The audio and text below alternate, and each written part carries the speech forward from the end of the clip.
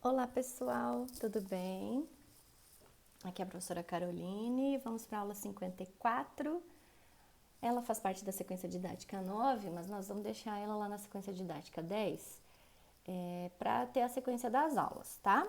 Você encontra essa matéria na página 248 e 249 do livro de vocês. A engenharia genética, ela iniciou seus conhecimentos sobre ela com o advento da descoberta do DNA e das particularidades dele, né? O DNA é essa fita dupla em forma de hélice, que tem as bases nitrogenadas, que são adenina, timina, guanina e citosina, e que carrega a característica genética, as características genéticas, né? O que é essa engenharia genética, então? São técnicas da biologia, da biotecnologia, que selecionam, alteram ou sequenciam genomas. O que são genomas? São conjuntos de material genético. O que é esse material genético? É o DNA e nós vamos ver também RNA. Deixa eu pegar minha seta aqui. Pronto. Material genético. Com o objetivo de conseguir melhores produtos. Aí a gente entra nos transgênicos, por exemplo. O que é um transgênico? É um organismo que tem um gene de outro organismo, que utiliza enzimas de tecnologias para melhorar aqui. Utiliza tecnologias para melhorar, por exemplo, a produtividade. O que a gente vê muito é soja transgênica. O que é uma soja transgênica? É uma soja melhorada para que ela produza mais frutos em menor espaço e assim por diante, tá? E a clonagem, então, é para trabalhar com indivíduos. Eu tenho indivíduos que estão em risco de extinção ou podem ser melhorados geneticamente, eu posso utilizar a clonagem também para isso. Os pesquisadores, os cientistas, já há 40 anos, na verdade um pouco mais de 40 anos, eles discutiam qual seria o número exato dos cromossomos da espécie humana. Eles ainda estavam pensando em associar a trissomia do cromossomo 21 a uma doença da síndrome de Down. Então, a engenharia genética é relativamente jovem. E hoje em dia a gente já sabe, claro, quantidade de cromossomos humanos, a gente já sabe que os cromossomos contêm 3 bilhões de pares de bases nitrogenadas, aquelas presentes no DNA, e que codificam cerca de 100 mil proteínas. Como é que ela faz isso? O DNA, as bases nitrogenadas do DNA sofrem o processo de transcrição, que é a transformação dele para RNA, a produção das moléculas de RNA, e a tradução, que é produzir essas proteínas aqui, a possibilidade de produção, né? Em 1990, aconteceu algo muito bacana, que foi o projeto Genoma Humano, em que eles sequenciaram todos, foi quando eles descobriram esses 3 bilhões aqui, sequenciaram todos eles, inclusive o Brasil participou desse sequenciamento, um laboratório brasileiro. Eu fiz uma pequena linha do tempo aqui da engenharia genética para a gente ter uma noção dos principais eventos. Em 1972, a engenharia genética era principalmente tida como a transferência direta de DNA de um organismo para outro e foi primeiramente realizada por Boyer e Cohen. Em 74, o Rudolf Janisch fez o primeiro primeiro animal geneticamente modificado, que foi um ratinho. Tem trabalhos em laboratório, né? Em 76, a tecnologia começou a ser comercializada com o advento das bactérias geneticamente modificadas que produziam somatostatina. Eu mesmo trabalhei com uma bactéria geneticamente modificada lá na Embrapa Senargen, aquela Embrapa lá no final da Asa Norte. A bactéria com a qual eu trabalhava, ela tinha um gene de fluorescência. A gente colocava ela no microscópio com a luz negra, e nós enxergávamos ela verdinha lá dentro. Em 78, a insulina. a produção da insulina por uma técnica de engenharia de biotecnologia chamada DNA recombinante. Nós vamos ver isso daqui a pouquinho. Em 83, a primeira planta geneticamente modificada, um gene resistente a antibióticos, foi inserido no tabaco. E isso, com esse avanço dessas tecnologias, esse avanço permitiu que os cientistas manipulassem, adicionassem genes de uma variedade de organismos diferentes e também induzissem uma variedade de efeitos diferentes. O conhecimento, né? Foram conhecendo mais, quanto mais conhece, mais pode tentar fazer outras coisas. Em 92, a China comercializou um tabaco resistente ao vírus. Em 94, o primeiro alimento geneticamente modificado foi comercializado, foi o tomate. Eu não sabia que era o tomate, eu pensei, não, vai ser a soja, né? É o mais normal que a gente vê por aqui. Em 2000, um artigo da Science, uma revista de publicação científica de renome, ela inseriu o arroz dourado como um alimento desenvolvido com maior valor nutritivo. Então, já é um produto, né, da engenharia genética, um produto com maior valor nutritivo. Em 2010, a última pesquisa que eu fiz aqui foi que 29 países já haviam plantado essas culturas e comercializado. Aqui no Brasil mesmo a gente tem milho transgênico, soja transgênico, eu trabalhei com algodão transgênico e assim vai. Nós e a genética, a luta contra o crime. O DNA, chamado DNA fingerprint, como essa fotinho aqui, ela mostra as bases nitrogenadas numa leitura de um gel de eletroforese, e cada partezinha escurinha dessa é um peso diferente das pares de bases nitrogenadas. Então, o DNA já começou a ser utilizado no combate ao crime também. Então, nessa parte forense, pegava-se nas cenas de crime cabelos, gotas de sangue, células da pele e com tecnologia do DNA fingerprint fazia a comparação das pessoas que eram suspeitas. O importante é também ter uma base de dados, né, para comparação. Então, isso é aplicado aqui no Brasil também há muitos anos já. A genética, os negócios e a lei. Os estudos com genética, eles não são extremamente rentáveis. Por que se fala isso? Porque eu não posso patentear um gene, a descoberta de um gene. Porque o gene, ele existe no corpo humano. E quando a gente faz uma patente de algo, a gente recebe um valor pelo uso desse algo, né? Então, como é que eu vou pagar pelo uso dos meus genes, gente? Não pode isso, né? Então, as leis de patente, eu citei aqui Estados Unidos e Europa, mas Brasil também tem isso, proíbe patenteamento de gene, porque é algo comum nosso, né? Mas permite que os usos médicos aconteçam. E então, a metodologia criada por alguém, a pessoa que tenha doado esse sangue, ele pode doar e vai ser pesquisado, mas ele não vai receber nada de volta. E assim por diante, é doação mesmo, sem olhar quem. E essas emissões de patentes não são propriedade de ninguém, né? Vamos lá. Onde que a gente faz biotecnologia? Nos laboratórios presentes nas empresas e também nas universidades públicas e privadas. A biologia molecular é algo que está em alta, é um campo de trabalho em alta. Por que a gente diz isso?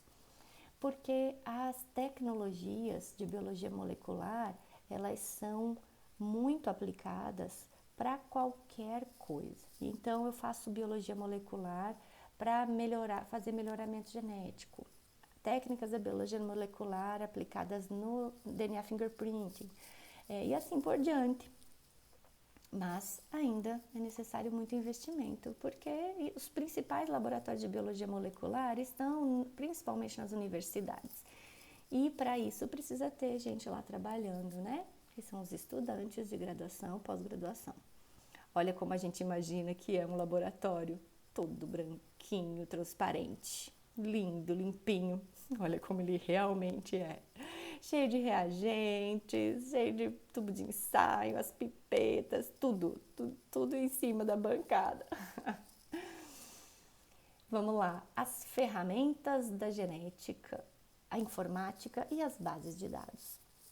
Todos esses dados de DNA, daqueles 3 bilhões de bases nitrogenadas, todos eles estão num banco de dados internacional, que é a bioinformática aplicada. Então, eu coloco as características lá nesse banco, é como se fosse, exemplo bem raso, tá? Um Google Docs da vida, em que a gente compartilha com determinadas pessoas e a gente pode construir juntos esse banco de dados.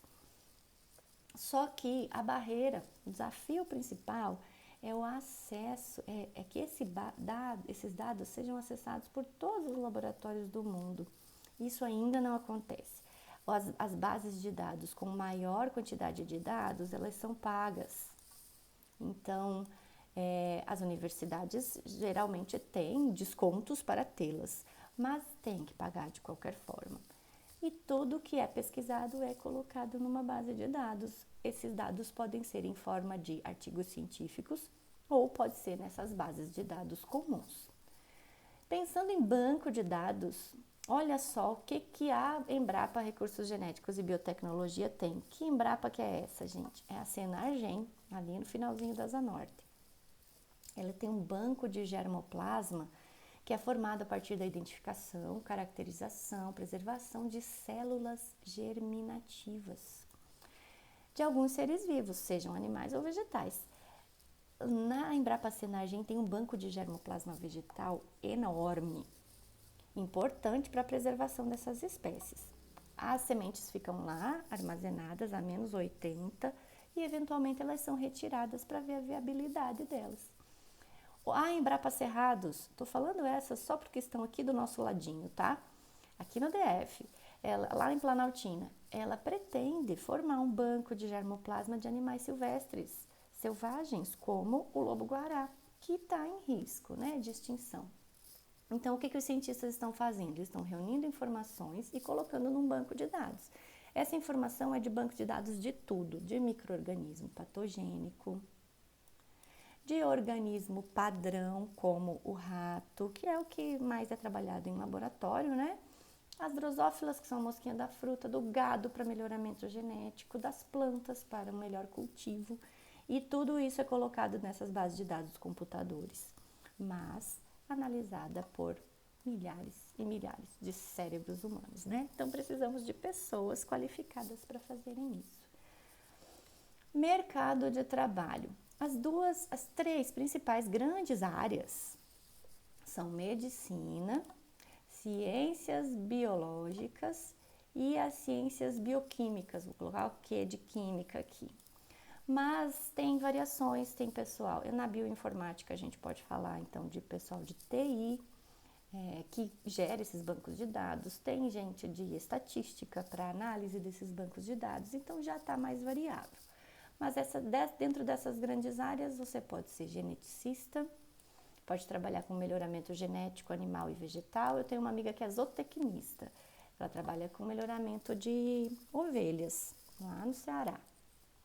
Trabalhando com biotecnologia, a biologia molecular, a microbiologia, trabalhando com micro-organismos patogênicos ou não patogênicos, benéficos ou não. Trabalhando com transgênicos, com organismos geneticamente modificados e outros. As tecnologias atuais que eu vou abordar. DNA recombinante, é antiga, mas super atual. O RNA mensageiro, que é uma tecnologia utilizada nas vacinas para Covid, que é muito atual. Clonagem transgênicos. Nós vamos falar especialmente desses 2 aqui, DNA recombinante e RNA mensageiro, para as vacinas. Do DNA recombinante, o DNA recombinante é uma técnica que utiliza enzimas de restrição, fragmentos de DNA que são colocados em contato, né, com essas enzimas de restrição. Então, eu tenho as bactérias aqui, que que tem os plasmídios. Os plasmídios são fragmentos de DNA circular que conferem resistência a essas bactérias. Então, essas enzimas de restrição elas clivam, quebram, cortam esse plasmídio bacteriano e esse plasmídio clivado é misturado com os fragmentos de DNA que eu quero fazer ele funcionar, que eu quero fazer essa bactéria produzir a determinada substância. Aí a gente tem um DNA recombinante. Deixa eu mostrar um videozinho bem bacana aqui para vocês.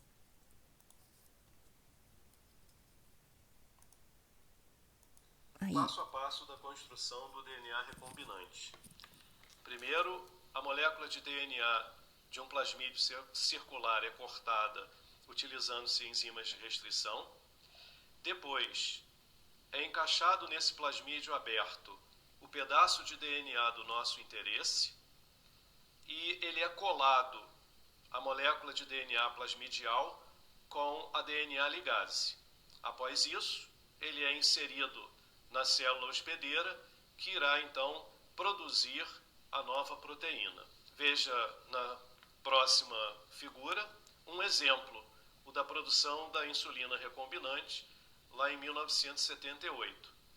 O DNA de insulina foi insertado no plasmídio extraído de uma bactéria e depois de devolvido permitiu a essa bactéria produzir então a insulina humana.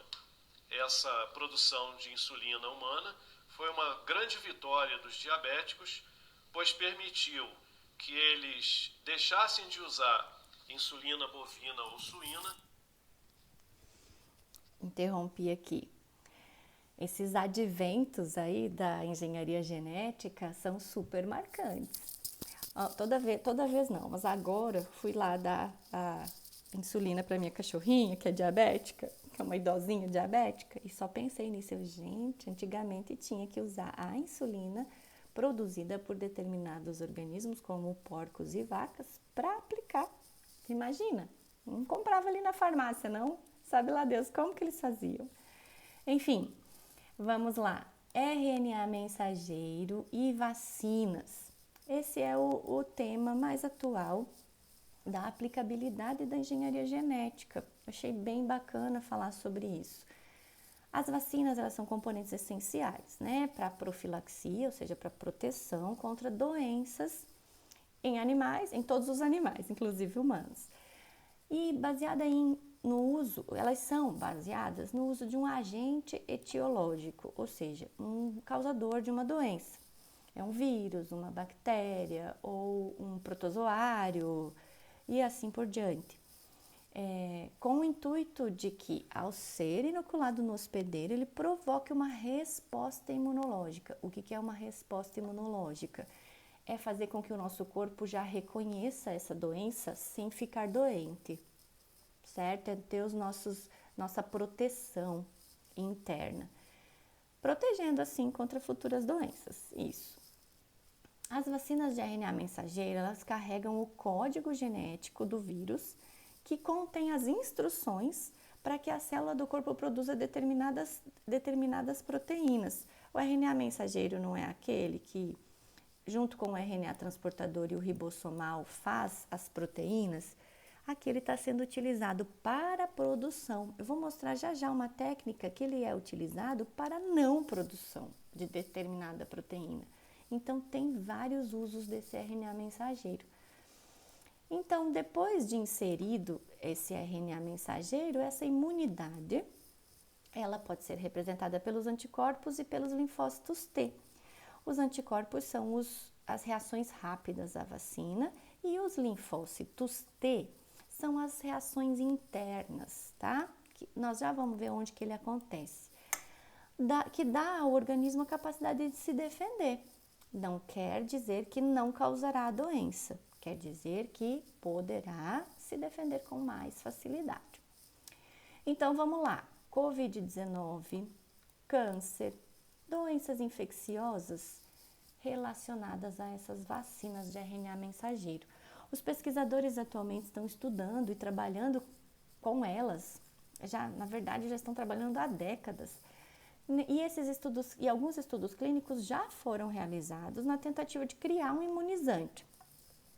Já está sendo estudado para imunizante para gripe, imunizante para zika, imunizante para raiva, para citomegalovírus. Então já faz décadas que existe essa tecnologia do RNA mensageiro. Então a gente fala assim, mas a vacina foi criada tão rápido. Na verdade, já faz décadas que as tecnologias estão sendo aplicadas e estudadas, com estudos clínicos que são aplicados nas pessoas para ver os resultados. Então, já tem tempo que a gente pesquisa essas relações, né, do RNA mensageiro, por exemplo. Então, e olha só que legal, em pesquisas relacionadas com câncer, eles usaram RNA mensageiro também para acionar o sistema imunológico e atingir as células cancerosas. Ou então usaram um RNA chamado RNA de interferência. Vou mostrar ele jazinho para vocês.